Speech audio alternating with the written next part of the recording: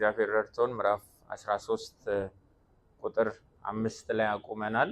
ምዕራፍ 13ን በሶስት ትልልቅ ቦታዎች ነበር ከፍለን መማማር የጀመርን። እንደምታስታውሱ ከ14 ቁጥሮች ነው ያሉት ሮሜ ምዕራፍ 13 ከ1 እስከ 7 ያለውን አንድ ላይ እየተማማርን ነበር። እርሱም ደግሞ አማኝ ለበላይ ባለስልጣናት መገዛት እንዳለበትና ከዚህ ጋር ተያይዘው ደግሞ ሊሰጡ የሚገባቸው ምላሾች የሮም ቅዱሳንን የሞገተበት ነው። ከቁጥር 8 እስከ 10 ደግሞ ሕጉን ሙሉ ፍጹም የሚያደርገው ፍቅር እንደሆነ ማብራሪያ የሚሰጥበት ነው። ከቁጥር 11 እስከ ቁጥር 14 ደግሞ ዘመኑን ስለማስተዋል፣ ነቅቶ ስለመንቀሳቀስ፣ ዝግጁ ሆኖ ስለመገኘት ምክር የሰጠበት ክፍል ነው። ዛሬ እግዚአብሔር ቢፈቅድ ቁጥር 6 እና 7 ነው የምንማማረው። ቁጥር 6 እና 7 ትንሽ ለየት ያለ ነው። ስለ ግብርና ቀረጥ ነው እና ስለ ግብርና ስለ ቀረጥ ለመማማር እግዚአብሔር እድሉን ስለሰጠን የተመሰገነ ይሁን። ምናልባት ለብዙዎቻችሁ በቤተ ክርስቲያን ውስጥ መድረክ ላይ ምዕራፍና ጥቅስ እየተጠቀሰ ግብር ገብሩ፣ ቀረጥ ክፈሉ ሲባል ሲሰበክ የመጀመሪያችሁ ሊሆን ይችላል። ጥሩ አጋጣሚ ነው ብዬ አስባለሁ። አንዱ እንግዲህ የኢትዮጵያ ቤተ ክርስቲያን ከእግዚአብሔር ቃል ዞር የማለቷ ምልክት እንደዚህ ያሉ የመጽሐፍ ቅዱስ ክፍሎች በዝርዝር አለመታወቃቸው ነው። የእግዚአብሔር አዲሱ ሕዝብ ወይም ደግሞ አማራጭ ማህበረሰብ የሆነችው ቤተ ክርስቲያን ከፀሐይ በታች የሰው ልጅ ስላለው ስለ የትኛውም ዘርፈ ብዙ ግንኙነት መመሪያ ያላት፣ ትምህርት ያላት፣ መርሆች ያላት ቤተ ክርስቲያን ናት የክርስቶስ ቤተ ክርስቲያን። እንዲህ ያሉ የመጽሐፍ ቅዱስ ክፍሎች አንዩዥዋሊ የሰባኪ አይን ያልፋቸዋል። ብዙ የመሰበክ ፕሪቪሌጅ የላቸውም። እኛ ግን የተጻፈ ሁሉ ለምናችን ነው? ለጥቅማችን ነው። እግዚአብሔር ብዕር ለመጨረስ ወይ ጸሐፊን የሚሰጠውን ጊዜ ለማባከም ብሎ ያሰፈረው ምንም አይነት የህይወት ቃል የለም። ሁሉ ለትምህርታችን ነው የተጻፈው። ለምንድን ነው እግዚአብሔር ለቤተ ክርስቲያን እንዲህ ፖለቲካ የሚሸቱ አይነት መመሪያዎችን ማህበራዊ ነገር፣ ኢኮኖሚያዊ ጉዳይ ላይ፣ ስነልቦናዊ ጉዳዮች ላይ፣ ሁሉም ጉዳዮች ላይ መጽሐፍ ቅዱስ ለምንድን ነው መመሪያ የሚሰጠን ነው?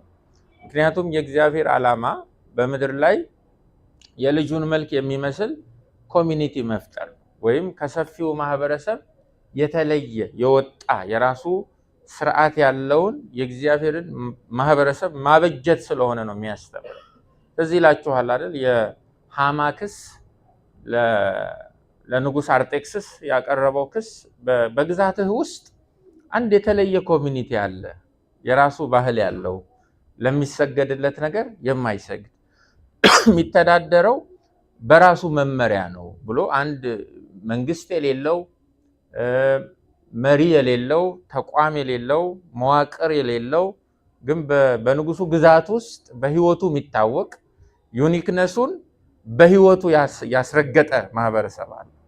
በነ መርዶክዮስ በነ አስቴር የተመራ ማለት ነው። እና መውጣት መግባታቸውን ዓለም እስኪያየው ድረስ መሰብሰቢያ ቦታ የላቸውም። የተገፉ የተጨቆኑ ናቸው። ግን በግዛቱ ውስጥ የሚያራምዱት የህይወት አይነት እስከ ቤተ መንግስት ድረስ ሄዷል ማለት ነው። እግዚአብሔር እንደዛ አይነት ኮሚኒቲ ያርገን ማለት ጌታችንም ያንን ሶሳይቲ ነው የፈጠረው። በቃ ከጌታም በፊት በኋላም የነበሩ የእግዚአብሔር አገልጋዮች የመጽሐፉ ሰዎች ይህንኑ ነው ተናግረው የሄዱት። ዮሐንስ ለምሳሌ ሰዎች ሲመጡ ከሚመጣው ቁጣ ዳኑ፣ ኑ ንስሐ ግቡ ብሎ ሲሰብካቸው ሁለት ያላቸው አንድ ስጡ እያለ ይህንን አማራጭ ማህበረሰብ ነበር ኢንትሮዲውስ ያደረገው። ጌታችንም እንዲሁ ጠላትን ጥላ ነው አይደል የሚለው ሰፊው ማህበረሰብ፣ እኔ እላችኋለሁ ውደዱ ነው።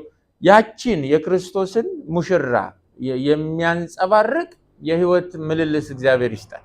ከሁሉም ጋር ከሁሉም አካላት ጋር ያለንን ግንኙነት እንደ እግዚአብሔር ቃል መርሆ መምራት የቻለን ጊዜ ቤተክርስቲያን በሙሉ ክብሯ ትታያለች፣ በጌጧ ትታያለች። ሌሎች የሚማሩባት እንጂ ሌሎች የሚማረሩባት አትሆንም ማለት ነው። ለዚህ ነው ምዕራፍ 13 አስፈላጊ የሚሆነው። እንደምታስታውሱት ከ1 እስከ 5 ባለው ክፍል ውስጥ አማኝ ክርስቲያን ዳግም የተወለደ አማኝ እንደ ዜጋ ለበላይ ባለስልጣናት መገዛት የሚገደድበትን ቢያንስ 6 ምክንያቶችን ነግሮናል። ይሄ በጣም አስፈላጊ ነው። አንደኛው ስልጣንና ሹመት ከእግዚአብሔር ካልሆነ በቀር ስለማይገኝ ለበላይ ባለስልጣናት ምን አድርጉን የተባልነው ተገዙ። ስልጣን ከእግዚአብሔር ካልሆነ በስተቀር አይገኝም። የተቀመጡበትንም የሹመት ወንበር እግዚአብሔር ነው ያበጀው፣ እነሱን የሚያኖራቸው እግዚአብሔር ነው፣ ንብረትነቱ እግዚአብሔር ነው ብሎ ይህንን ጠንካራ መርሆ ነው መጀመሪያ ላይ ያስቀመጠልን። ቀጥሎ ባለስልጣንን መቃወም እግዚአብሔር ለሰው ልጆች የሰጠውን የመምራትና የመመራት ስርዓት መቃወም እንደሆነ አስረድቶናል። ይሄ በእግዚአብሔር ዘንድ ቅቡልነት ያገኘ ለሰው ልጆች የተፈቀደ ስርዓት ነው። የበላይ ባለስልጣን ካለ ከታች ደግሞ የሚተዳደር መኖር አለበት። ይሄንን ስርዓት መቀበል አለባችሁ ብሎ አስረድቶናል። ሶስተኛው ባለስልጣንን መቃወም ከእግዚአብሔር እንዲሁም ከሕግ ሰዎች ተስማምተው ካጸደቁት ሕግ የሚመጣ ፍርድን መቀበል ነው፣ ቅጣትን መቀበል ነው፣ እስር ውስጥ መግባት ነው ብሎ አስጠንቅቆናል። በሶስተኛ ደረጃ ይህንን የነገረን። በአራተኛ ደረጃ የበላይ ባለስልጣን ለመልካም ነገር ለእኛ የማን አገልጋይ ነው ያለን? የእግዚአብሔር አገልጋይ ነው። መልካም ለሆነ ነገር እኛን ያገለግለን ዘንድ እግዚአብሔር ያስቀመጠው የእግዚአብሔር አገልጋይ ነው ብሎን ነበረ። በአምስተኛ ደረጃ እግዚአብሔር ቁጣውን ለማሳየት ክፉ አድራጊዎችን፣ አመፀኞችን፣ ወንጀለኞችን የሚበቀልበት ሰይፍ የታጠቀ የእግዚአብሔር አገልጋይ ነው ብሎናል። እንዲህ አድርጎ ነው መጽሐፍ ቅዱስ የበላይ ባለስልጣናትን ሌጂቲሜት ፓወር ያላቸውን የሚተነትናቸው። በስድስተኛ ደረጃ ያስቀመጠው መጨረሻ ላይ ያኖረው ደግሞ ምክንያት ጳውሎስ ምንድነው? ስለ ሕሊና ደግሞ መገዛት ግድ ነው። ሕሊናችንን ራሱ ብንጠይቀው ገዢ መኖሩ፣ ተገዢ መኖሩ፣ አስተዳዳሪ መኖሩ፣ የሚተዳደር መኖሩን ይቀበላል፣ አይቃወምም። ይሄ እውነት ላይ የተመሰረተ ነው። ነገሮችን የምንወስነው በቀዳሚነት እንደ እግዚአብሔር ቃል አስተምህሮ ቢሆንም ሕሊናም ይህንን እውነት ግን ይተባበራል ብሎ መጨረሻ ላይ አስቀምጦልናል። እነኚህም ምክንያቶች በፈርጅ ካስቀመጥናቸው አንዳንዶቹ መንፈሳዊ ምክንያቶች ናቸው። በቃ መንፈሳዊ ምክንያት ነው ለክርስቲያን ለበላይ ባለስልጣን መገዛት መንፈሳዊ ምክንያት አለው። ለመገዛት አማኝ ስልጣን የእግዚአብሔር ነው ይላል፣ ሹመት የእግዚአብሔር ነው ይላል። ከበላይ ባለስልጣናት በስተጀርባ ላዕላይና የበላይ የሆነው ማን ነው? እግዚአብሔር ስለሆነ ነው የምገዛው ስለሚል መንፈሳዊ ምክንያቶች አሉት አማኝ። ሁለተኛው ፖለቲካዊ ምክንያት አለው አማኝ። ይሄንን ስርዓት እግዚአብሔር ነው የፈቀደው ነው። በነገራችን ላይ ክርስትና ከፖለቲካ መጽዳት አይችልም፣ መላቀቅ አይችልም። በእርግጥ ስለ ፖለቲካ ያለን ቅድመ እሳቤ ላይ የተወሰነ ቢሆንም እንደ እግዚአብሔር ቃል ከተረዳን ከፖለቲካ የጸዳ ነገር የለም። እኛ እኮ አሁን እውነት የኛ ነው አይደል ምንለው? እውነተኛው ምክር፣ ትክክለኛው መርሆ በዚህ በተጻፈው መጽሐፍ ውስጥ ነው ያለው። ከዚህ ውጭ ያሉ እውነቶች ሁሉ ምን አይደሉም? አያድኑም አይደል ምንለው? ይሄ ራሱ እኮ ፖለቲካ ነው። የሌሎችን እውነት የሚንቅ ነው። የትሩስ ክሌም አለው ክርስትና። ሊነጻ አይችልም። በእርግጥ የኛ ሀገሩ የፖለቲካ እሳቤ በጣም ደርቲ ስለሆነ ቤተክርስቲያን ከፖለቲካ ጋር ተያይዞ ያሉትን ጉዳዮች የምታስተናግድበትንም አስተምሮ ስላልሰራች ተሞክሮም ስለሌለን እንዲሁ ኮንፊውዥን ውስጥ ነው ያለ ነው። እሱን ደግሞ የእግዚአብሔር ቃል ያጥራልን። አሜን። በጣም በዚህ ረገድ የተጻፉ በርካታ ጽሁፎች አሉ። የምዕራቡ ስነ መለኮት ከጊዜ ወደ ጊዜ አድቫንስ አድርጓል። የኛ አላደገም ገና። አሁን ስለ ጸሎት እየተጨቃጨቀ እግዚአብሔር ይርዳን። ብዙ ነገር ማንበብ አለባችሁ፣ ብዙ ነገር መጻፍ አለባችሁ፣ ብዙ ነገር ማጥናት አለባችሁ። ሁሉም ነገር በሰባኪ አይሸፈንም። እንደ ክርስቶስ ቤተክርስቲያን በተለይ እንደ ሎሌ ወንጌላዊት ቤተክርስቲያን በተለያየ ርዕሰ ጉዳዮች ላይ የእግዚአብሔር ቃል የተናገረውን በተመለከተ የተጻፉ ጽሁፎችን፣ ጥናቶችን የማወቅ ክርስቲያናዊ ግዴታ ነው ያለባችሁ። ቅንጦት አይደለም መሰረታዊ ነገሮችን ማወቅ። እንደዚህ ያሉ ነገሮች አስፈላጊ የሚሆኑበት ዘመን ሩቅ አይመስለኝም። ትውልድ መልስ ፈልጎ ከገባበት ከተወጋው አንስቴዥያ ነቅቶ እውነትን ፍለጋ የሚነሳበት ዘመን ሩቅ አይደለም። ለእንደዛ አይነቱ ጨናቂ ጊዜ ቀድሞ የተዘጋጀን ሰዎች እንድንሆን ጌታ ይርዳል። ጳውሎስ እነዚህ ነው ፖለቲካዊ ምክንያት አለው። ሌላው ማህበራዊ ምክንያቶችን ያስቀመጠልን። ክፉ የሚያደርጉ ሰዎች ካልተቀጡ እንዴት ነው በሰላም የምንኖረው? መልካም የሚያደርጉ ደግሞ ለመልካምነታቸው ሙገሳና ውዳሴን ካላገኙ እንዴት ነው ማህበረሰቡ በሰላም ተረጋግቶ መኖር የሚችለው ብሎ ማህበራዊ ምክንያትን አስቀምጦልናል ለመገዛት። ሌላው ፍትሃዊ ከህግ ጋር የተያያዙ ነገሮች፣ ከፍትህ ጋር ከፍርድ ጋር የተያያዙ ነገሮች። እንግዲህ ምዕራፍ 12 ላይ ጠላቶቻችሁ ውደዱ፣ አትበቀሉ፣ በቀል የኔ ነው ብሏል እግዚአብሔር። እዚህ ደግሞ ምዕራፍ 13 ላይ ክፉ አድራጊዎችን ይበቀላል በበላይ ባለስልጣናት። ስለዚህ ፍትሃዊ ምክንያት አለ። የመጨረሻው አእምሮአዊ ምክንያት ነው ህሊና ብሎ ስለጠቀሰ እነዚህም ምክንያቶች በዝርዝር ነው ያስቀመጣቸው። በዝርዝር መያዝ አለብን። ዳግም የተወለደ አማኝ ለበላይ ባለስልጣን ህጋዊ መሰረት ላለው ለበላይ ባለስልጣን ሲገዛ እሱ በፈቀደው ምክንያት መገዛት አይችልም። ግልጽ ነው አይደለም? ለምሳሌ አይ የበላይ ባለስልጣን ከኔ ብሔር የወጣ ስለሆነ እንዲሁ ወደዋለሁ በሚል ምክንያት መገዛት አልተፈቀደ፣ እርኩሰት ነው፣ ጣዖት እንደማምለክ ነው። አይ የበላይ ባለስልጣን የሚከተለው አይዲዮሎጂ እኔ በግሌ የምከተለውን አይዲዮሎጂ የሚያንጸባርቅ ስለሆነ ነው የምገዛው ማለት አይችልም። ለዚህ ነው ክርስትና ፍጹም ባርነት ነው ያልኳችሁ ከዚህ በፊት። የወደዳችሁትን ማሰብ አትችሉ። በመረጣችሁት ምክንያት የምትፈልጉትን መወሰን የምትችሉበት ህይወት አይደለም ክርስትና። ለዚህ ነው መጽሐፍ ቅዱስ ተገዙ ምክንያቱንም ደግሞ እኔ እሰጣችኋለሁ ነው የሚለን ያለው። መገዛት አለባችሁ። የምትገዙበትን ምክንያት ግን የመምረጥ መብት የላችሁ። ምክንያቱን እንካችሁ ስልጣን ከእግዚአብሔር ስለሆነ ብላችሁ ተገዙ። ሹመት ከእግዚአብሔር ስለሆነ ብላችሁ ተገዙ። ህሊና ስለሚመሰክር ተገዙ። የእግዚአብሔር አገልጋዮች ዲያከኒያን ያለን ዲያቆናት ስለሆኑ ብላችሁ ተገዙ። ውስጣችሁ መነሻ ሐሳባችሁ ስሜታችሁ የጠራ መሆን ስላለበት ምክንያት ማብቀል ማመንጨት አትችሉም ነው ያለው። ስለዚህ እነዚህን ምክንያቶች ለእውቀት ብቻ የምናጠናቸው ሳይሆን ከበላይ ባለስልጣን ጋር ባለን ግንኙነት ውስጥ እንደ መመሪያ ልንኖርባቸው የምናጠናቸው ናቸው። ይሄ ሊታወቅ ይገባል። እንጸልይ። በክርስቶስ ያላችሁን መልካም ጠባይ አክፋፍተው የሚናገሩ ሰዎች በሐሜታቸው እንዲያፍሩ በጎ ህሊና ይኑራችሁ ተብሎ እንደተጻፈ ጌታ ሆይ በጎ ህሊናን ስጠን። በሁሉም የህይወት አቅጣጫ በጎ ህሊናን ስጠን። ሰዎች ተስማምተው በጎ ብለው ያጸደቁትን በጎ ህሊና ሳይሆን ቃልህ በጎ የሚለውን ቃልህ እውቅና የሰጠውን ያ በጎነት ያለበትን ልብ ፍጠርልን። በእውነት እግዚአብሔር ሆይ ከሰው ጋር ከራሳችን ጋር ከአንተ ጋር ከተፈጥሮ ጋር ከዘመኑ ጋር ያለን ግንኙነቶች ሁሉ እንደ ቃልህ እንዲመሩ እኔ እለምንሃለሁ። እንደዛ እንድትገራን እኔ ጸልያለሁ። እንደዛ እንድትቀርጸን ስለ ሁሉም ነገር እንዲህ ተብሎ ተጽፏል የሚል ትውልድ አድርገን በዚህ ጉዳይ እኮ ቤተክርስቲያን እንዲህ ነው የምታምን ብለን የምናወራ ሰዎች አድርገን ፍጥረታውያን እንደሚያወሩት ሳይሆን ከቃልህ የራቁ ከመስቀሉ ስራ የራቁ በጥልቅ ጨለማ ውስጥ የሚኖሩ ሰዎች እውነት ነው ብለው ሰንደው የሰጡንን ብቻ ያጣቀስን የምንንቀሳቀስ ሰዎች ሳይሆን እንዲህ እኮ ተብሎ ነው በመጽሐፋችን የተጻፈው እኛ እንዲህ ነው ምናምን ብለን የምንኖር ሰዎች አድርገን ስለ ሁሉም የህይወት ነገር ማስረጃችን፣ መመሪያችን፣ መተዳደሪያችን፣ ደንባችን ቃልህ እንዲሆን እኔ እለምንሃለሁ። በዚህ መንፈስ ሁላችንን አስተምረን። አሜን። ሮሜ 13ን ከቁጥር 6 ጀምሮ ያለው እናወጣለን። ቁጥር 6 እና ቁጥር 7 ስለዚህ ደግሞ ምን ታረጋላችሁና ትገብራላችሁና በዚህ ነገር የሚተጉ የእግዚአብሔር አገልጋዮች ናቸውና ለሁሉ የሚገባውን አስረክቡ።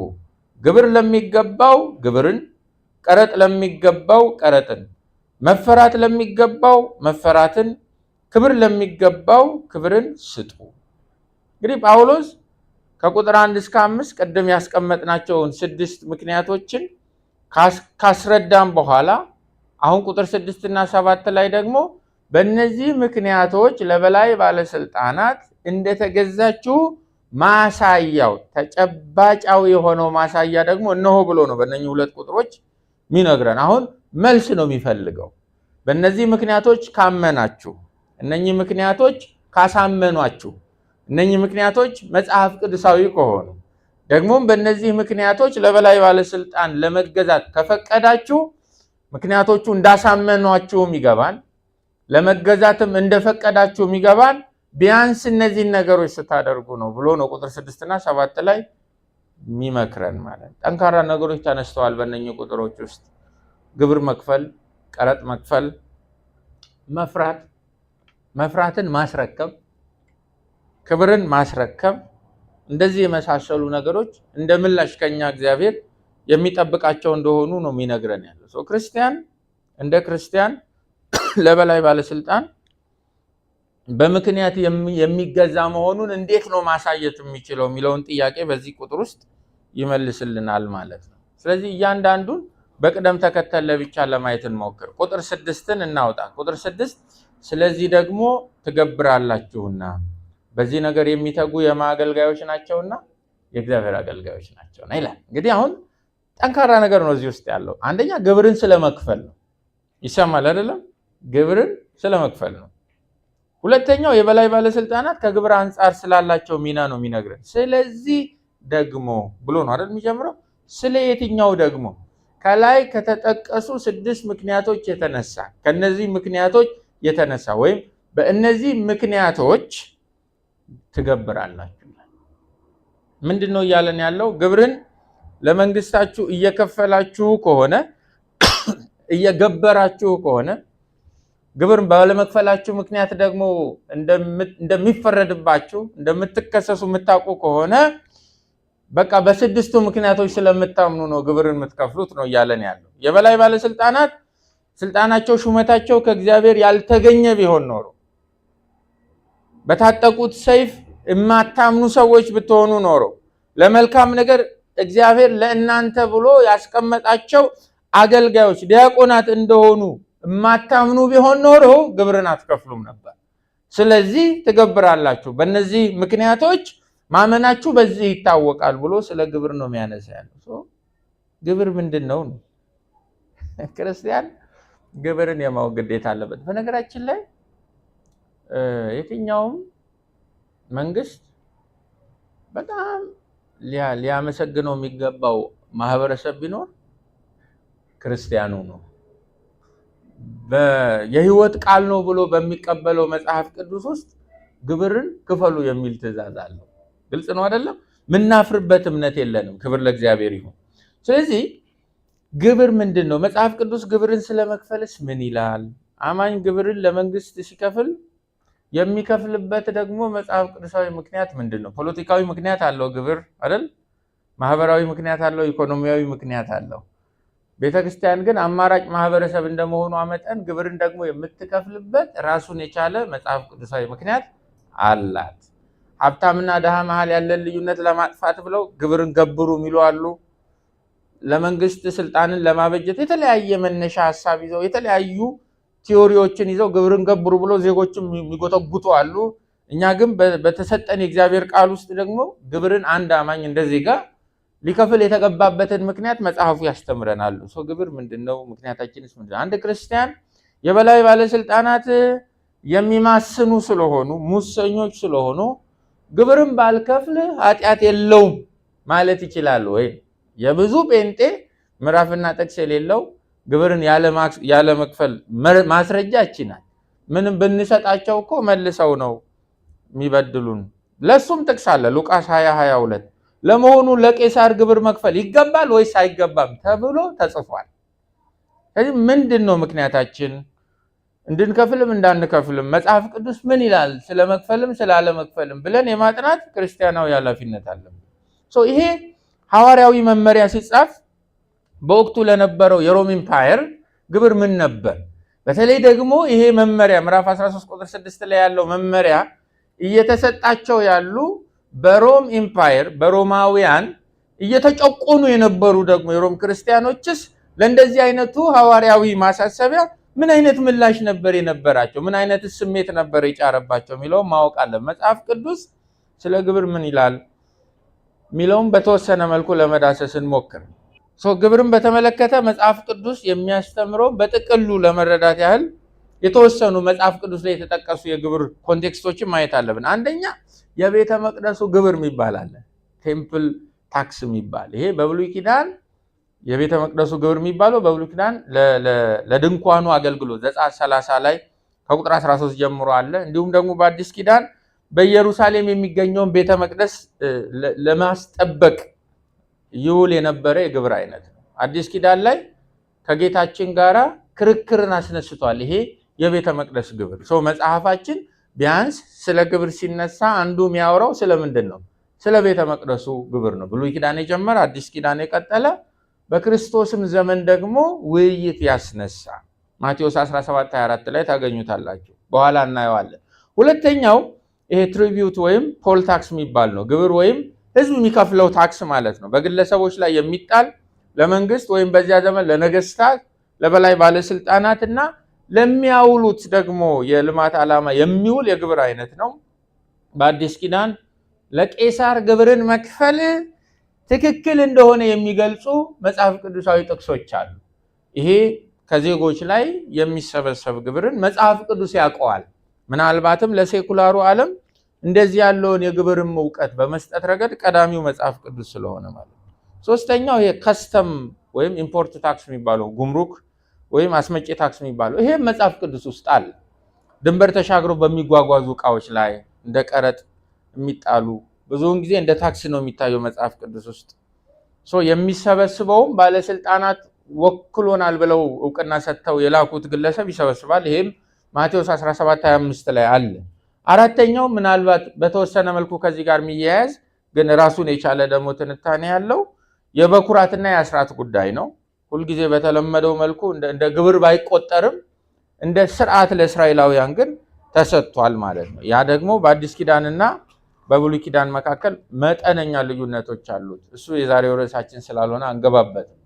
መድኃኒታችን ስለ ግብር አስተምሯል። እንግዲህ የሮሜ ምዕራፍ 13 ቁጥር 6ቱን ስለዚህ ደግሞ ትገብራላችሁ፣ ለበላይ ባለስልጣን ትገዙ ዘንድ የሚያስገድዷችሁ 6 ምክንያቶች ስላሉ ስለዚህ ደግሞ ትገብራላችሁ፣ እነርሱም ደግሞ በዚህ ስራ የሚተጉ የእግዚአብሔር አገልጋዮች ናቸው የሚል ጠንካራ ነው። ለመዋጥ የሚከብድ እንደ አፍሪካ አይነት ደግሞ በሙስና የሰከሩ የበላይ ባለስልጣኖች በበዙበት አይነት አህጉር ውስጥ አማኝ ግደለም ክፈል ተብሎ ሲመከር ሊጨንቀው ይችላል፣ ለመዋጥ ሊቸገር ይችላል። ከዚህኛው ዘመን ደግሞ የከፋው በዚያ ዘመን የነበሩ ክርስቲያኖች ናቸው። ራሱ ይህንን መልእክት የጻፈውን ሐዋርያ በሰይፍ ያቀላው የዚሁ የሮሜ ባለስልጣን ነው፣ ኔሮ ነው። ክርስቲያኖችንም ከነበሩበት ሰላማዊ ህይወት አፈናቅሎ ያባረራቸው የሮም ባለስልጣናት ናቸው። እንደዚህ ጨቋኝና በዝባዥ ለሆነ የሮም ስርዓት እንዲሁም ደግሞ በሮም መንግስት እየተሰደደች ላለች ቤተክርስቲያን ትገብራላችሁ የሚል መመሪያ ነው የተሰጠው። ሰው ግራ ቀኙን የማየት መንፈሳዊ ኃላፊነት አለበት። ለዚህ ነው ከቅዱሳት መጽሐፍት ዳሰሳ ምን ጀምር ያለው። ኢየሱስ ስለ ግብር ምን አስተምሯል ነው። ሁላችሁም ማቴዎስ 22:17ን ታወጣላችሁ። ማቴዎስ ምዕራፍ 22 ቁጥር 17 እንዲህ ይላል። አዲስ ወደኛ ትርጉምን ነው የማነበው። ፈሪሳውያን እንግዲህ ደቀ መዛሙርታቸውን ከሄሮድስ ወገኖች ጋር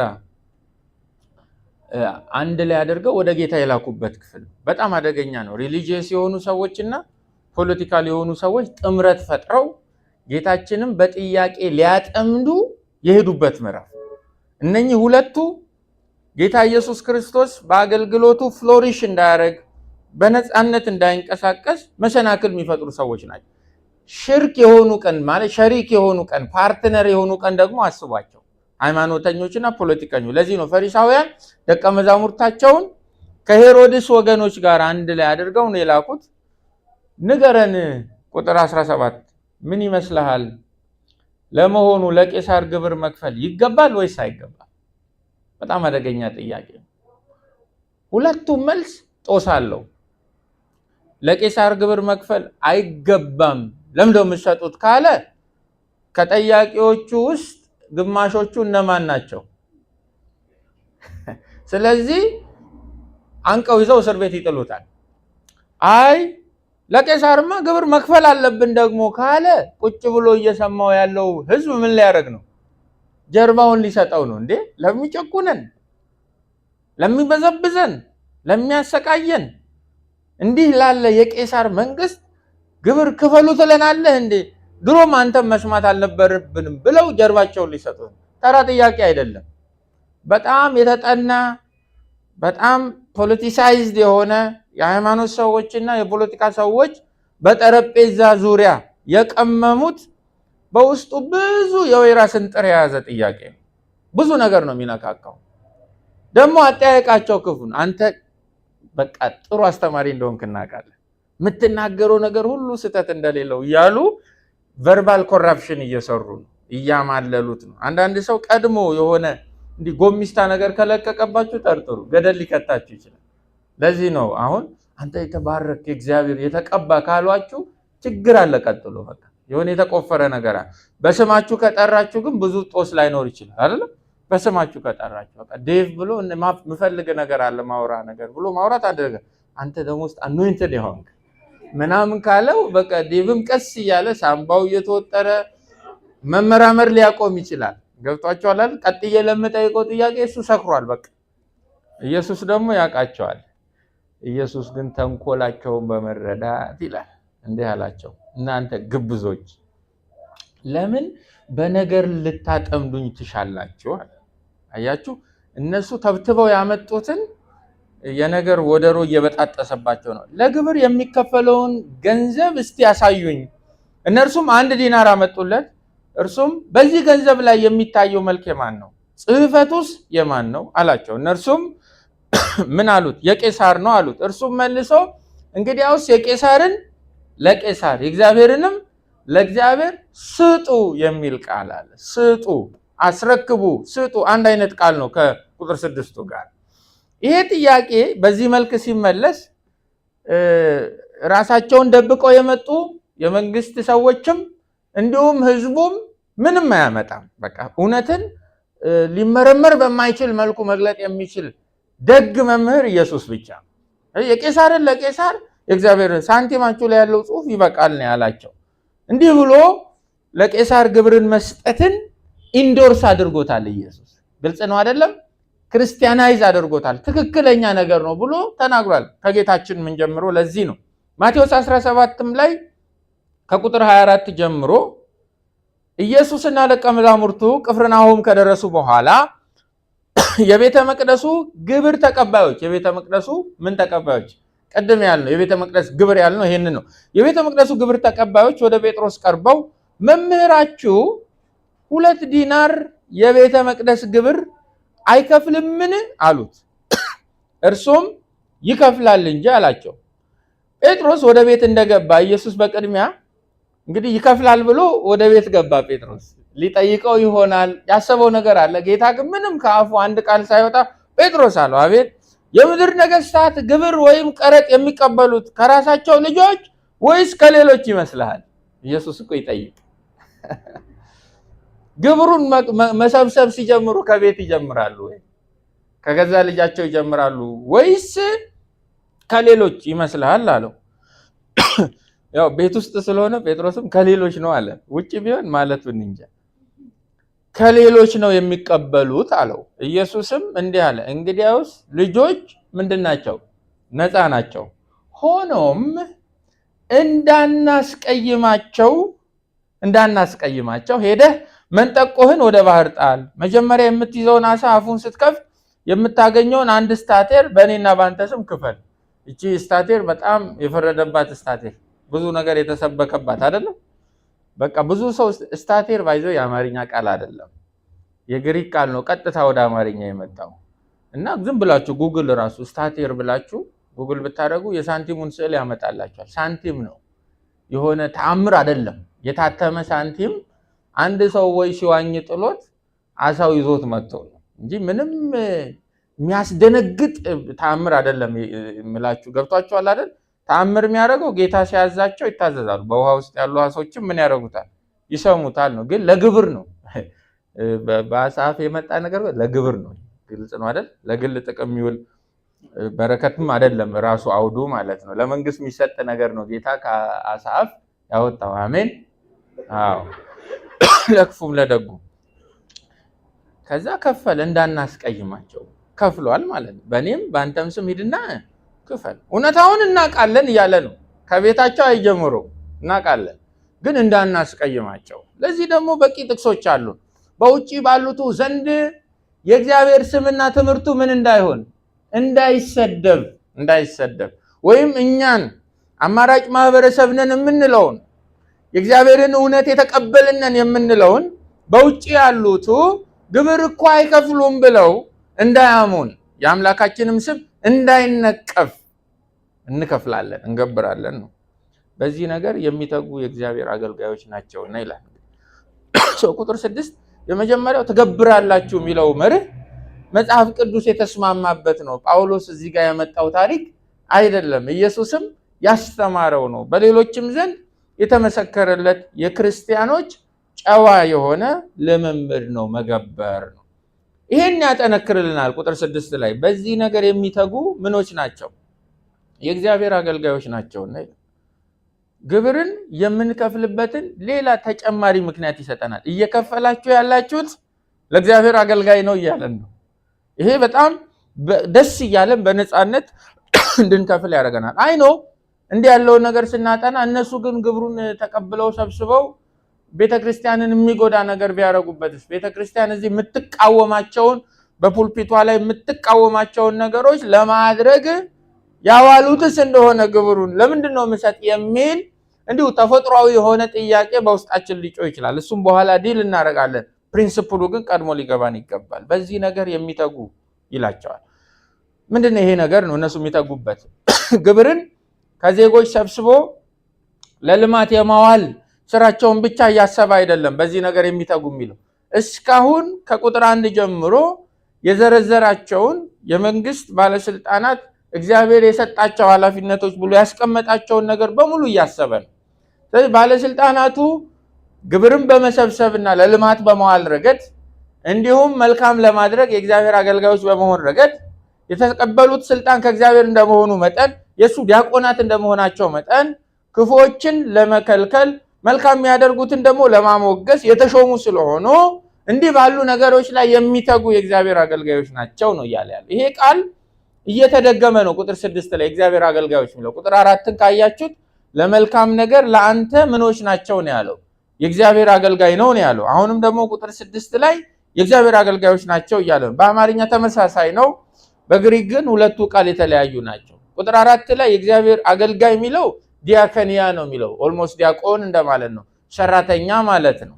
እዚህ ቁጥር 6 ላይ የእግዚአብሔር አገልጋይ የሚለው ግን ላይቶርጋስ የሚል የግሪክ ቃል ነው ያለው። ይሄ ማለት የመንግስት ሚኒስተር ማለት ነው፣ የመንግስት ተጠሪ ማለት ነው። በሌላ ቋንቋ የተሰጠውን ኃላፊነት በቁርጠኝነትና በትጋት የሚወጣ የመንግስት ተጠሪ የሆነ ሌጂቲሜት ፓወር እና ኦቶሪቲ ያለው የእግዚአብሔር አገልጋይ ነው እያለን ያለው። ቁጥር 6 ላይ ኦፊሱን ወክሎ ነው የሚመጣው የበላይ ባለስልጣን እያለን። በሌላ ቋንቋ ግብር የመሰብሰብ ስልጣን አለው። ተያያዥ ነገሮችን እንድታደርጉ እንደ በላይ ባለስልጣን አማኝ የሆናችሁ ዜጎችን ለማስተዳደር ለመቀበል በዚህ ክብር የሚመጣ በዚህ ስልጣን የሚመጣ የማገልጋይ ነው እግዚአብሔር። በሌላ ቋንቋ ግብርን ሲሰበስቡ እግዚአብሔርን እያገለገሉ ነው እያለ ነው መጽሐፍ። ለዚህ ነው ግብር የምትከፍሉት። ክርስቲያን መንፈሳዊ ምክንያቶች ስለሆኑ በምድር ላይ የሚያስተዳድሩት ነው። አንድ እውነት ከዚህ ይዘን እንድንወጣ ፈልጋለሁ። ግብር መክፈል ምዕራፍና ጥቅስ ያለው እግዚአብሔራዊ ትእዛዝ ነው። አሜን። ትእዛዝ ነው። ጥያቄው ጋር እንምጣ። ፍትሃዊ ያልሆነ የግብር አሰባሰብና አያያዝ ካለስ አማኞች ምን ማድረግ ነው ያለበት? ኦቨር ታክሴሽን ካለስ? ኦቨር ታክሴሽን ብቻ አይደለም፣ የተሰበሰበውን ደግሞ ለግል ጥቅማቸው የሚያውሉና አቢዩዝ የሚያደርጉት እስከሆነ ጳውሎስ ስሙ ትገብራላችሁ ሲል መንግስት ህጋዊ በሆነ መንገድ የሚጠይቃችሁን ትሰጣላችሁ ነው እያለ ያለው። ያንን ሪጀክት ማድረግ የሚያስችል ስነ ልቦናዊም አእምሯዊም ማህበራዊም ፖለቲካዊም መጽሐፍ ቅዱሳዊ ምክንያት የለም። በወቅቱ የነበረው ደግሞ የሮማውያን የግብር ስርዓት ቅድም እንደጠቆምኳችሁ ጨቋኝ ነው። በተለይ ድሃውን የሚበዘብዝ ነው። ይሄ ብቻ አይደለም። ጳውሎስ ግብር ክፈሉ የሚላቸውን የሮም ቅዱሳንን የሚያስር አምባገነን መንግስት ነው። ለሱ ነው ስጡ እየተባሉ ያሉት። ኮንቴክስታቸው ከዚህኛውም ዘመን ኮንቴክስት የከፋ ነው በጣም። በዚያ ዘመን ሌላ አስቸጋሪ ነገር ግብር ሰብሳቢ እና ቀራጮች እንደ ኃጢአተኛ ነው የሚቆጠሩት። እንደውም ቀራጭ ማለት የመወገዝ ማዕረግ ነው። ማህበራዊ ዋስትና የሚያሳጣ፣ ቅቡልነት የሚያሳጣ፣ እንደ ስድብ የሚቆጠር ማዕረግ ነው። ለምሳሌ ሉቃስ 19ን አውጥተን ማየት እንችላለን። ሉቃስ 19 ከቁጥር 1 ጀምሮ ወደ ኢያሪኮም ገብቶ ያልፍ ነበር። እነሆም ዘኪዮስ የሚባል ሰው እርሱም ምንድነው ይላል የቀራጮች አለቃ ነበረ ባለጠጋም ነበር ይላል። አይ ሉቃስ የቀራጮች አለቃ ነበረ ቢሎ አጠገብ ቶሎ የሚመጣው ምንድነው? ባለጠጋ ነበር። አለመሆን አይችልም አይደል? በቃ ግልጽ ነው። መጽሐፍ ቅዱስ ግልጽ ነው። ያው ቀራጭ ባለጠጋ ቢሆን አይደንቀንም። ዘኪዮስም ባለጠጋ ነበር።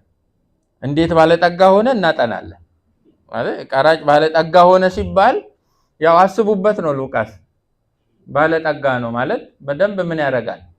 ይሰበስባል። የሰበሰበውን ደግሞ በደንብ ይዘዋል።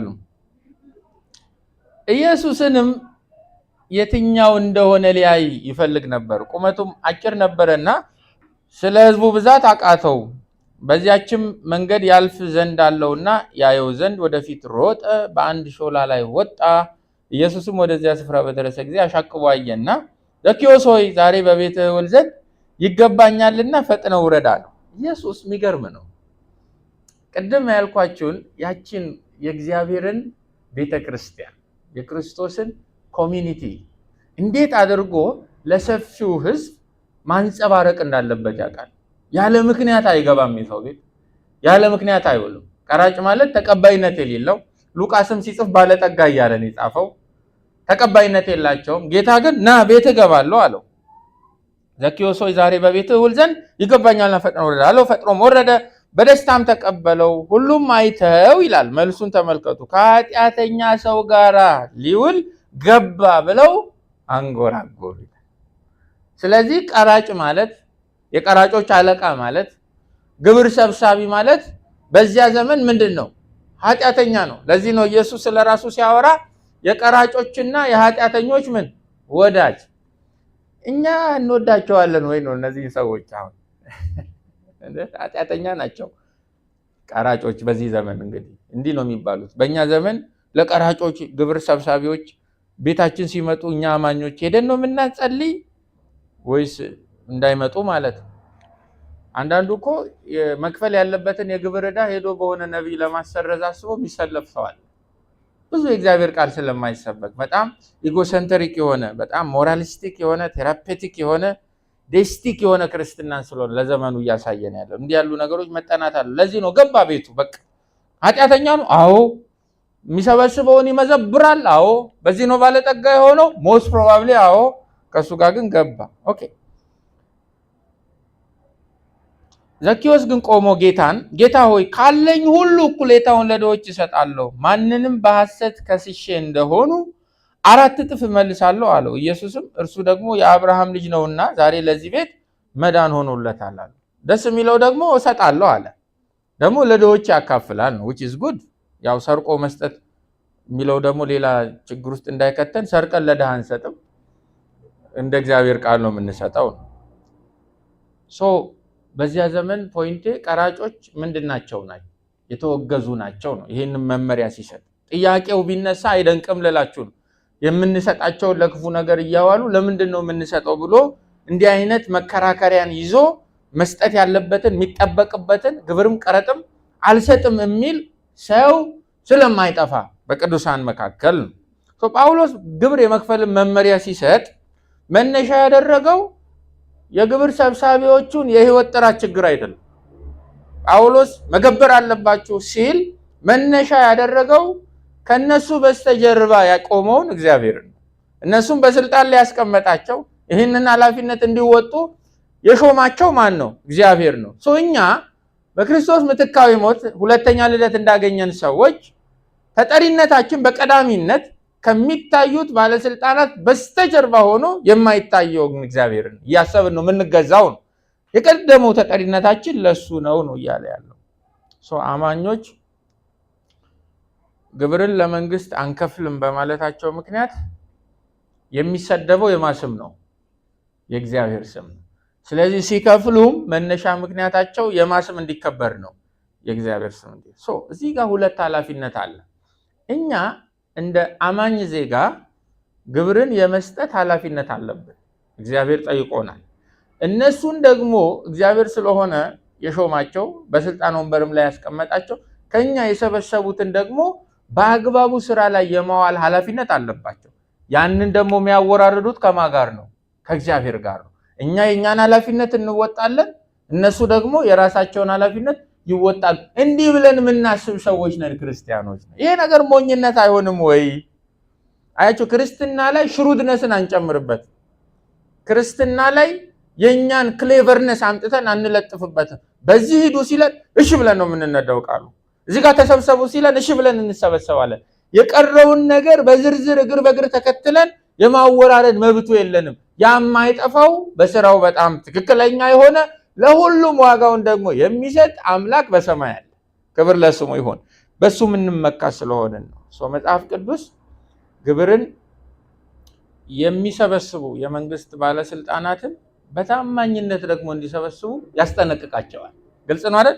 እኛን ብቻ አይደለም ገብሩ የሚለን፣ እነሱንም ደግሞ በስነ ስርዓት የተቀበላችሁትን ስነ ስርዓት ይዛችሁ ስራ ላይ አውሉት ይላል ሉቃስ 3:12። ለሱም ጥቅስ አለ። ሉቃስ 3:12 ላይ መጥምቁ ዮሐንስ ነው። ሉቃስ 3:12 ቀረጥ ሰብሳቢዎችም ይላል ሊጠመቁ ወደ እርሱ መጥተው ይላል። እነዚህ ሰዎች ሊጠመቁ ይመጣሉ። አይገርም? ሰው ኃጢአተኛ ብሎ እየሸሻቸው ነው። ለነሱም ኢየሱስ ሞቷል። አሜን፣ ሞቶላቸዋል። ለዚህ ነው ሊጠመቁ ወደ እርሱ መጥተው መምህር ሆይ እኛስ ምን እናድርግ አሉት። ቀረጥ ሰብሳቢዎቹ ናቸው። እርሱም ከታዘዛችሁት በላይ ቀረጥ አትሰብስቡ አላቸው። ሕጉ ከሚለው መሰብሰብ ከሚጠበቅባችሁ መጠን በላይ ምን አታድርጉ፣ አትሰብስቡ ብሎ መጽሐፋችን ይወቅሳል ማለት ነው፣ ይገስጻል። ወታደሮች ደግሞ ይላል እኛ ምን እናድርግ ብለው ጠየቁት። እርሱም የማንንም ገንዘብ በግፍ አትንጠቁ፣ ሰውንም በሐሰት አትክሰሱ፣ ደሞዛችሁ ይብቃችሁ አላቸው ይላል። ለእያንዳንዱ ምላሽ አማኝ መጽሐፍ ቅዱስን ነው ቀዳሚ ማድረግ ያለበት ነው። እኛ የሚጠበቅብንን እናደርጋለን፣ እነሱ የሚጠበቅባቸውን ያደርጋሉ። ሁለታችንም ቃሉ ከሚለን የወረድን ቀን ደግሞ ፈራጅ በሰማይ ያለ ነው። ለእያንዳንዱ ብድራትን የሚሰጥ እግዚአብሔር በሰማይ ያለ ሰው። ቁጥር 6 ይህንን እውነት ይዘን መሄድ አለብን። ስለዚህ ከላይ በተጠቀሱት ምክንያቶች ትገብራላችሁ፣ በዚህ ደግሞ የሚተጉ የእግዚአብሔር ምኖች ናቸውና አገልጋዮች። ወደ ቁጥር 7 እንሂድ። ለሁሉ የሚገባውን አስረክቡ፣ ግብር ለሚገባው ግብርን፣ ቀረጥ ለሚገባው ቀረጥን፣ መፈራት ለሚገባው መፈራትን፣ ክብር ለሚገባው ክብርን ስጡ ይላል ጳውሎስ። ቁጥር 6 ላይ አማኝ ለበላይ ባለስልጣን የመገዛቱ አንዱ ማሳያ ግብር መክፈል እንደሆነ ያስረዳል። አሁን ደግሞ ቁጥር 7 ላይ ከግብር ባለፈ አማኝ ለሁሉም በተለይ ደግሞ ለበላይ ባለስልጣናት ማስረከብ ያለበትን ጉዳዮች ይዘረዝራል፣ መስጠት ያለበትን ጉዳዮች ይዘረዝራል። እነዚህም እስካሁን እያየን እንደመጣናቸው መርሆች ለመዋጥ የሚከብዱ ናቸው፣ ቀላል አይደሉም። አንዱ ክርስትናን ከባድ የሚያደርገው መንገዱ ቀጭን መሆኑ። ሃይዌይ የለውም ክርስትና። ብዙ ሰው የሚመርጠው የህይወት መንገድ ስላልሆነ ነው ሃይዌይ ያልሆነው እንጂ መጥበብ ፈልጎ አይመስለኝም። ግልጽ ነው። አንዱ ክርስትናን ከባድ የሚያደርገው ራሱ የክርስቶስ ህይወትና የመጽሐፍ ቅዱስ መመሪያ ነው። እንደፈለግን አለመሆናችን ነው። ነፃነት አለመሰጠቱ ነው። እንደተጻፈው የመኖር ኃላፊነት ውስጥ መግባታችን ነው ክርስትና መስቀልን አትራክት እንዲያደርግ የሚያደርገው። እነኚህ ነገሮች ቢመሩንም ላለመቀበል የሚያስገድዱ ተሞክሯዊም ቲዮሬቲካል ምክንያቶች ቢኖሩንም ተጽፏልና እናደርገው ዘንድ እንገደዳለን ማለት ነው። ቁጥር 7ን በቅደም ተከተል እንየው። የመጀመሪያው ለሁሉ የሚገባውን አስረክቡ ይላል። ለእያንዳንዱ የሚገባውን ስጡ። ሬንደር የሚል ቃል አለ። አስረክቡ የሚለውን ቃል መተርጎም አለብን። ቁጥር 7ን ለመረዳት ማዕከላዊ ስለሆነ አስረክቡ፣ ማስረከብ፣ መስጠት የሚለው ቃል በግሪክ አፖዴዴሚ የሚል ቃል ነው። አፖዴዴሚ ማለት እንደ ዕዳ የነበረባችሁን ነገር መልሳችሁ መስጠት ማለት ነው። ስለዚህ እነኚህ ስጡ የተባልናቸው ነገሮች ዕዳዎች ናቸው። ለሌላ አካል አሳልፈን እንድንሰጥ እግዚአብሔር ከኛ የሚጠብቅብን እንደ ዕዳ የሆኑ ነገሮች ናቸው። ማለት ቮለንተሪሊ የምናደርገው አይደለም፣ የምርጫ ጉዳይ አይደለም፣ የነፃነት ጉዳይ አይደለም። ኤክስፔክትድ የሆነ ነገር ነው፣ የሚጠበቅብን ነገር ነው። ሌላው የሚገባውን የሚል ቃል አለ። ዱስ የሚለው ቃል ኦፋይሌ የሚል የግሪክ ቃል ነው ያለው። የሞራል ግዴታ የሆነውን ነገር ማለት ነው። የሞራል ግዴታ፣ መንፈሳዊ ግዴታ መወጣት ማለት ሰው የሚገባውን አስረክቡ ማለት ባለስልጣናቱ የሚገባቸውን ዲዘርቭ የሚያደርጉትን መንግስት የሚገባውን ዲዘርቭ የሚያደርገውን የእግዚአብሔር ቃል የፈቀደለትን የሰጠውን ያህል እንድታደርጉ እንድታስረክቡ ከእናንተ እግዚአብሔር ይጠብቃል ነው እያለን ያለው። በሌላ ቋንቋ ግብርን መክፈል፣ ግብርን ማስረከብ የሞራል ግዴታችሁም ነው፣ መንፈሳዊም ኃላፊነታችሁ ነው እያለን ነው። ይሄንን በዚህ ረገድ ተረዱ ነው ጳውሎስ እያለን ያለው። ምንድን ናቸው እነዚህ ልናስረክባቸው የተገቡን፣ ልንሰጥ የተገቡን፣ ልንከፍላቸው የተገቡን ከኛ እግዚአብሔር ኤክስፔክት የሚያደርጋቸው ደግሞም ስንሰጥ ትክክል የሆኑ ነገሮች ምንድን ናቸው ነው። እነኚህም በቅደም ተከተል ናቸው። ቁጥር 7 ውስጥ በቅንፍ 1 ብላችሁ ሮሜ 13:7 በቅንፍ 1 ብላችሁ ግብር ለሚገባው ግብርን፣ ቀረጥ ለሚገባው ቀረጥ። ቁጥር 6 ላይ የተናገረው ነው መልሶ የሚያጸናልን። እዚህ ላይ የጨመረው ቀረጥን ነው።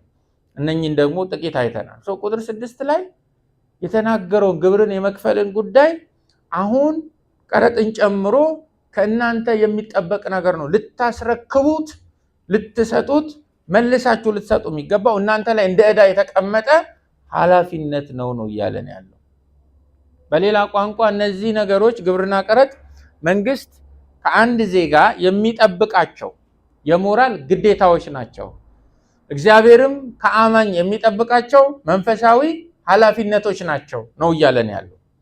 በጳውሎስ ዘመን አንድ ህዝብ መንግስትን አጥብቆ ሲቃወም መጀመሪያ የሚወስደው እርምጃ ግብርን አለመክፈል ነው። በዚህ ላይ ደግሞ አቋም የያዙ በሮምም ያሉ በሌሎችም ቤተክርስቲያናት ውስጥ ያሉ ሰዎች አሉ። ባለፈው ሳምንት ያየናቸው ዚሎትስ የሚባሉ እነኚህ ቀናተኞች የሚባሉ የፖለቲካ ቡድኖች አሉ። እነኚህ ሰዎች የአይሁድን ሉዓላዊነት ለማስከበር ሮማውያንን ማስወገድ አለብን፣ የትኛውንም የበላይ ሆኖ የሚመጣንን ገዢ በትጥቅ ትግል መቃወም አለብን ብለው የሚያምኑ ስለሆነ አንዱ የሚጠቀሙት ስትራቴጂ ግብርን አለመክፈል ነው። ሞስት ፕሮባብሊ ጳውሎስ ይሄ ባይምሮ አለ። ለዚህ ነው ለሁሉ የሚገባውን አስረክቡ ሲል ግብር ለሚገባው፣ ቀረጥን ቀረጥ ለሚገባው። ይሄንን የሚሰበስቡ በእግዚአብሔር የተሾሙ የበላይ አካላት ስላሉ እንደ ክርስቲያን አማኝ ልትሰጡ ትገደዳላችሁ ነው። ግብርን አለመክፈል ወይም ግብርን ማጭበርበር፣ ይሄ በደንብ ይሰማ ጥሩ ነው። ግብርን አለመክፈል ወይም ግብርን ማጭበርበር ለመንግስት ወንጀል ነው፣ ለእግዚአብሔር ደግሞ ኃጢአት ነው። ሁለቱም አንድ ናቸው። እዚህ ጋር ግልጽ ነው አይደለም? ስለዚህ ግብርን ባለመክፈል ወይም በማጭበርበር መንግስት ስደት ሲያስነሳብን ወደ እግዚአብሔር ለመጸለይ ስንሄድ ደግሞ እግዚአብሔር እነሱ ወንጀል አሉት እኔ ደግሞ ኃጢአት እለዋለሁ ነው የሚለን። መውጫ መንገዱ ጠባብ ነው። ስለዚህ ኃጢአት ነው ግብርን ማጭበርበር፣ ቀረጥን ማጭበርበር ኃጢአት ነው። በንግድ ውስጥ የተሰማራችሁ ክርስቲያኖች አስቡበት። እንዲህ ብላ የምትሰብክ ቤተክርስቲያን የለችም። እንደሆነ ሆኖ የሚመጣ ብር ቤተክርስቲያንን ያከሳታል አይደለም? ቅድስናውን ጠብቆ የእግዚአብሔርን ስራ ጠብቆ የሚመጣው ግን ለወንጌል ሞገስ ነው የሚሆነው። ሰው ግብርን ማጭበርበር፣ ቀረጥን ማጭበርበር አለመክፈል ለመንግስት ወንጀል ነው። ያለ ምክንያት ምን አልታጠቀም? ሰይፍ አልታጠቀም ብለን አይደለም? ሰይፉን ዝም ብሎ አልታጠቀም፣ ለሾ አልታጠቀም። ያስታጠቀው ደግሞ ማን ነው? እግዚአብሔር ነው። እርሱ ደግሞ ክፉ አድራጊዎችን ይበቀልበታል። ምንድነው አንዱ ክፋት? ማጭበርበር ነው።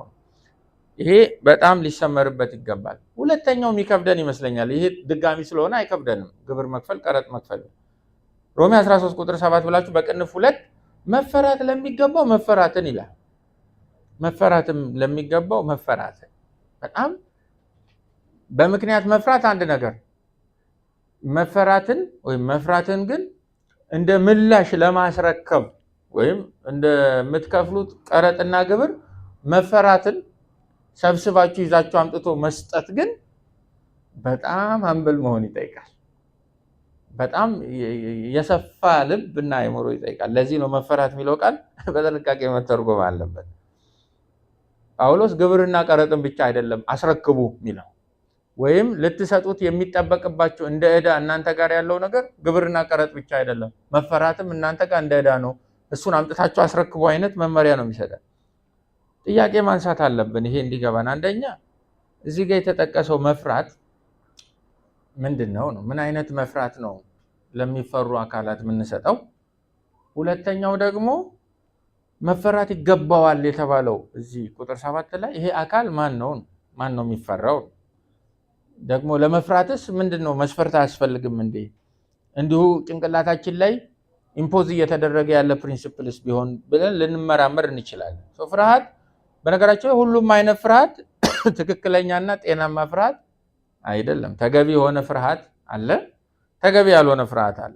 እየተሸበሩ እየተንቀጠቀጡ መፍራትና ሳይናወጡ አክብሮታዊ የሆነ ፍርሃትን መስጠት ሁለት የተለያዩ ፍርሃቶች ናቸው።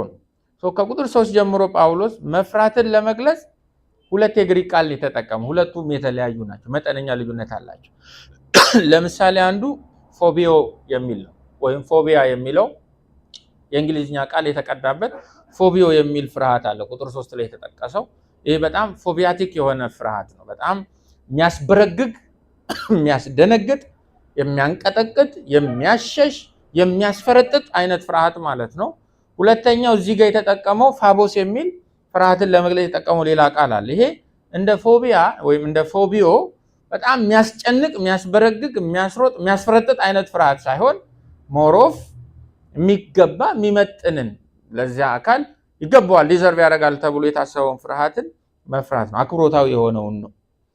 ምንድነው መጠየቅ ያለብን? መፈራት ለሚገባው መፈራትን አስረክቡ ሲል ጳውሎስ ለማን ነው መፈራት ይገባል እያለ ያለው? ይሄ መፈራትን ሄደን የምናስረክበው በጣም ፎቢያቲክ የሆነውን ፍርሃት ሳይሆን አክብሮታዊ የሆነውን ራሱ ፍርሃት ሄደን የምናስረክበው አካል ማን ነው? እዚህ ቁጥር 7 ውስጥ ነው። መዘዝ ስላለው ነው።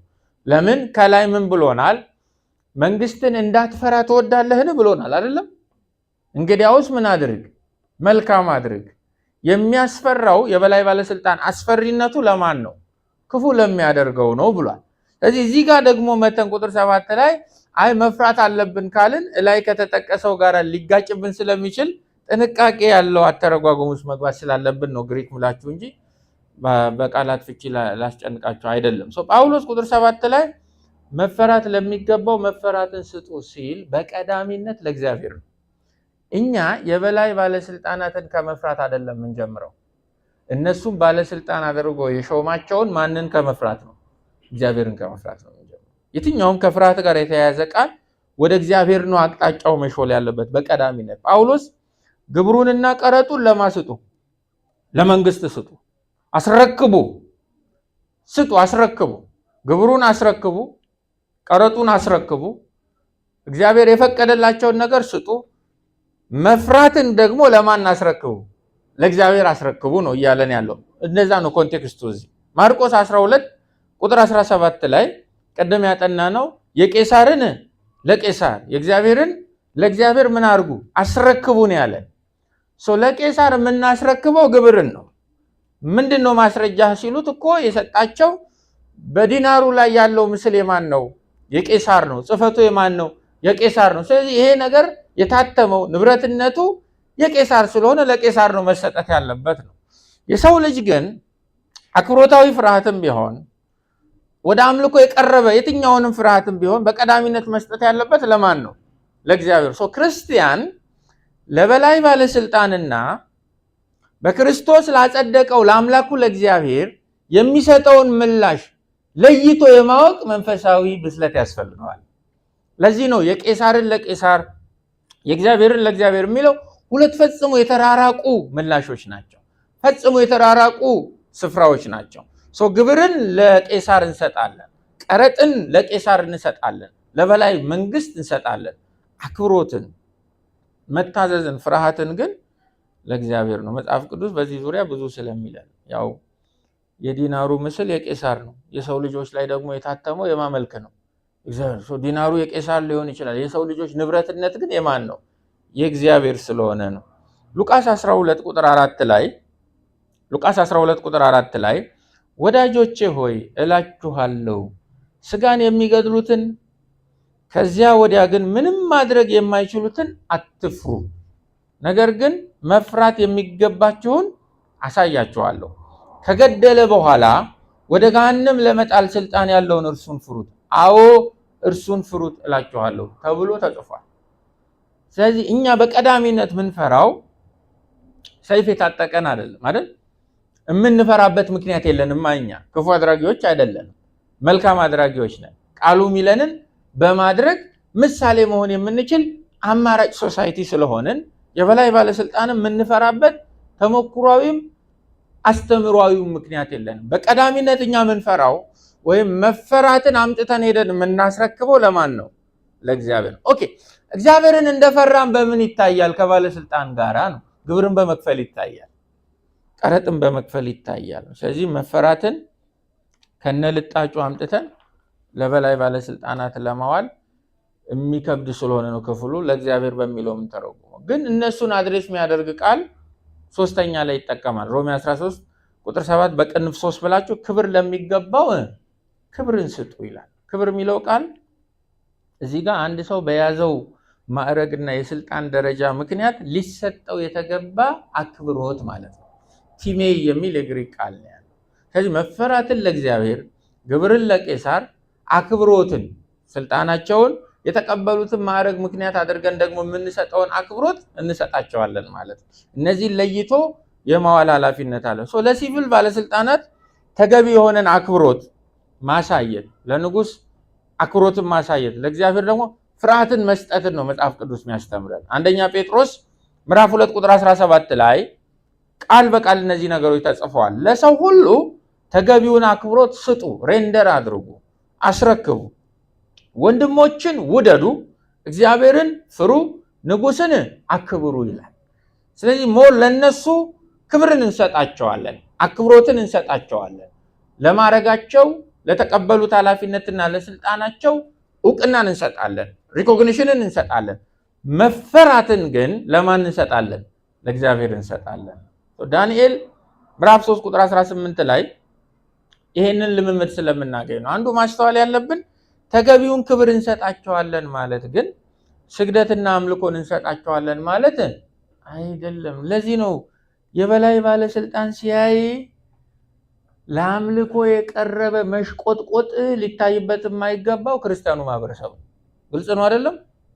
የበላይ ባለስልጣናትን ሲያይ ለአምልኮ የቀረበ መሽቆጥቆጥ ታሪክ ስላለን በንጉሱ ዘመን እሳቸው ሲያልፉ የሚሰግድ ህዝብ ስለነበረ ቅባ እግዚአብሔር ናቸው ብለን አምነን ስለነበረ ያ አይነቱ ታሪካዊ አረዳድ ያ አይነቱ የአእምሮ ውቅር አልፎ አልፎ እየመጣ ሊጎበኘን ስለሚችል ባለስልጣን ስናይ አንገታችን ለማጎንበስ ለአምልኮ የቀረበ አይነት ስግደት እንድናሳይ መጽሐፍ አያዘንም።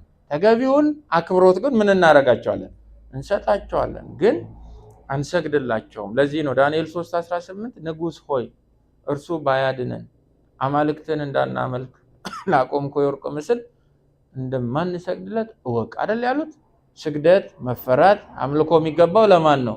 እናንተን ታገለግሉን ዘንድ ዲያቆናቱ አድርጎ ለሾመው ለማ? ለእግዚአብሔር። ስለዚህ ይሄ ጤናማ ያልሆነ አምልኮን የቀላቀለ ፍርሃት ከኛ ውስጥ ተነቅሎ መውጣት አለበት። ግልጽ ነው አይደለም? ይሄ ማቹር ያደረገ አማኝ በምድር ላይ ላሉ የበላይ ባለስልጣናት የሚሰጠው ጤናማ ምላሽ ነው። ይሄ ልታሰብ ይገባል። ምናልባት ጥያቄ እናንሳት። የበላይ ባለስልጣናት የህይወት ጥራታቸው የተቀመጡበትን ወንበር የማይመጥን ከሆነስ ክብር ለሚገባው ክብርን ስጡ ስለተባልን እነሱን ልናከብር ይገባል? ወይም ላይፍ ስታይላቸው ጥሩ ካልሆነስ ቦታቸውን፣ ሹመታቸውን፣ ማዕረጋቸውን የማይመጥን ከሆነስ ላይፋቸውን ምንድነው እኛ ማድረግ ያለብን? ጳውሎስ ልክ እንደ ግብሩ ሁሉ ልንሰጣቸው የሚገባውን ክብር፣ አክብሮት ከነሱ የህይወት ባህሪ ጋር አያይዞ አይደለም እንደ መመሪያ ይሰጣል። እነሱን ስናከብር ማንን እየፈራን ነው? እግዚአብሔርን እየፈራን። ለዚህም ደግሞ ምክር አለን። አንደኛ ጴጥሮስ 2:18 ላይ እናንተ አገልጋዮች ይላል፣ የጌታና የሎሌን ግንኙነት እያጠና የማስተር ስሌቭ ሪሌሽንሺፕን ሲያስተምር፣ እናንተ አገልጋዮች ሆይ ለደጎችና ለገሮች ጌቶቻችሁ ብቻ ሳይሆን ለክፉዎችም በፍጹም አክብሮት ታዘዙ ይላል። ለነማ? ለክፉዎች። ምንድነው ቤኔፊቱ? ለክርስቶስ ቤተክርስቲያን ጥቅሙ ምንድነው? አንድ በህይወቱ ንጹህ ያልሆነ አካሄዱ እንደ እግዚአብሔር ቃል ያልሆነ ለብዙዎች መሰናከል ምክንያት የሆነ ነገር ግን የበላይ ባለስልጣን ስለሆነ ብቻ ክብር ይገባዋል፣ አክብሮት ይገባዋል፣ ሪኮግናይዝ ማድረግ አለብን ብለን መስጠታችን ለክርስቶስ አካል ምንድነው ፈያጅነቱ? ምንድነው ጥቅሙ? ሰዎች የእግዚአብሔርን ስም እንዳይሰድቡት። አሜን። የእኛን እንዲህ ያለ ኮሚትመንት አይተው ተስበው እንዲመጡ እነዚህስ እግዚአብሔርን የሚወዱ ናቸው፣ እንዲህ አይነቱ ንጹህ የሆነ ጤናማ የሆነ ታዛዥነትን እንዴት ሊያሳዩን ቻሉ ብለው ጌታችንን እንዲሰሙ ብርሃናችን በእነሱ ላይ እንዲበራ ይሄ ጠንካራ የሆነ ሰበበ ድርጊት ስላለን እንዲህ በጣም ተራራ የሆነ ሞቲቬሽን ስላለን ነው የምንታዘዝላቸው። በእኛና በመንግስት ባለስልጣናት መካከል ማን አለ? እግዚአብሔር አለ። የምናያቸው በማን መነጽር ነው? እነሱም በሾማቸው በእግዚአብሔር መነጽር ነው የምናያቸው። ይሄ በጣም ሊታሰብበት ይገባል። ከዚህ ጋር ተያይዞ በ1640ዎች ውስጥ እንግሊዝ ሀገር አንዲት ፕሬስቢቴሪያን ቸርች ውስጥ ዌስት ሚኒስተር ቻፐል የሚባል ስፍራ ከመቶ በላይ የሆኑ የእምነት አባቶች ተሰብስበው የጻፉት የእምነት መመሪያ አለ። እኛ ሀገር በ1980ዎቹ ወደ አማርኛ የተተረጎመ ሮብ እያጠና ነው። ምዕራፍ 23 ላይ የህዝብ አስተዳዳሪዎች ነው የሚለው። ከቁጥር 1 እስከ ቁጥር 7 የተማማርነውን ነገር ሁሉ በአንቀጽ መልክ ሰብስቦ ነው የያዘልን። እሱን አነብላችኋለሁ። ጊዜው ሲደርስ ደግሞ ሮብ እናጠናዋለን። ምዕራፍ 23 ነው፣ የህዝብ አስተዳዳሪዎች ይላል። አንቀጽ 1 የዓለም ሁሉ ጌታና ንጉሥ የሆነው እግዚአብሔር በእርሱ ስር እንዲሆን በህዝብ ላይ ስልጣን እንዲይዝ ለክብሩና ለህዝቡ በጎ እንዲሆን መንግስትን መስርቷል። የመልካም አድራጊዎችን መብት በማስጠበቅ በበጎ ስራቸው እንዲያበረታቷቸውና ክፉ አድራጊዎችን እንዲቀጡበት ባለስልጣንን ሰይፍ አስታጥቋል። አንቀጽ 2 ክርስቲያን ለመንግስት አገልግሎት በተጠራ ጊዜ ጥሪውን ለመቀበልና አገልግሎቱን ለመፈጸም ተፈቅዶለታል። እንደየሀገሩም ህግና ደንብ መሰረት የመንግስት ስራውን እግዚአብሔርን በመፍራት በትህትና በሰላም ሊያካሂድ ይገባዋል። አመፃን ለመቃወም አስፈላጊ በሆነበት ጊዜ በህግ መሰረት አሁንም በአዲስ ኪዳን ለጦርነት መሰማራት ይኖርበታል።